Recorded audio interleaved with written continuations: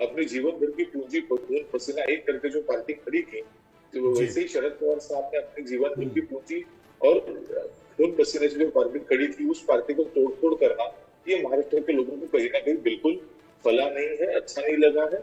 और उसी का बदला लेने के लिए परिवर्तन की एक बड़ी ताकत के साथ आंधी हम लोगों ने महाराष्ट्र में, लेकिन अभी रुझान कह रहे हैं नीलेश जी के इमोशंस काम नहीं आए। शरद पवार ने रिटायरमेंट की बात भी कह दी, लेकिन बावजूद इसके नंबर्स उस तरीके से साथ में नहीं है। 5 करोड़ के नोट के बैग की एंट्री हो गई तो इधर सुप्रिया सुले सवालों के घेरे में खड़ी हो गई, बिटकॉइन के आरोप लग गए, फिर मानहानि के दोनों तरफ से केसेस सामने आ गए। ये चल क्या रहा है और महायुति इन सब के बावजूद आगे बढ़ती हुई? देखिए, शरद पवार साहब और सुप्रिया ताई के फैमिली को बदनाम करने के अलावा बीजेपी के पास कोई एजेंडा नहीं, ये बात आप समझ लीजिए। और मैं बार बार कह रहा हूँ कि ये बहुत प्राइमरी पेसी स्टेज है, शुरुआत का स्तर है ये।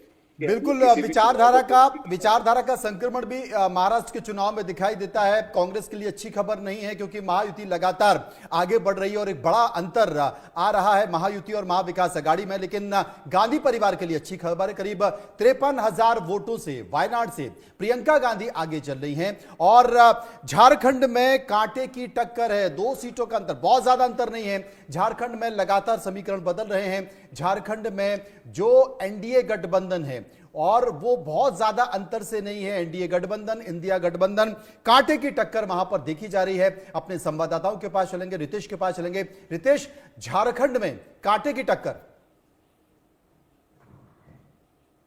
देखिए, झारखंड में कांटे की टक्कर है और जो शुरुआती रुझान आए थे उसमें लगा कि बीजेपी बहुत बढ़त बना लेगी, लेकिन अब देखिए कि वो अंतर लगातार कम होता हुआ दिखाई दे रहा है। और सबसे बड़ी बात है कि हेमंत सोरेन ने अगर देखा जाए तो पूरे चुनाव की कमान संभाल रखी थी महागठबंधन की तरफ से। झारखंड में तो बाजी पलट गई है, झारखंड में तो बाजी पलट गई है। अभी जो ताजा आंकड़े हैं एकदम ऑपोजिट हो गए हैं। यहाँ जेएमएम 29 पर आगे दिख रही है, बीजेपी 23 पर आगे दिख रही है, जबकि अभी थोड़ी देर पहले ये आंकड़ा बीजेपी का 29 था, जेएमएम का 23 था।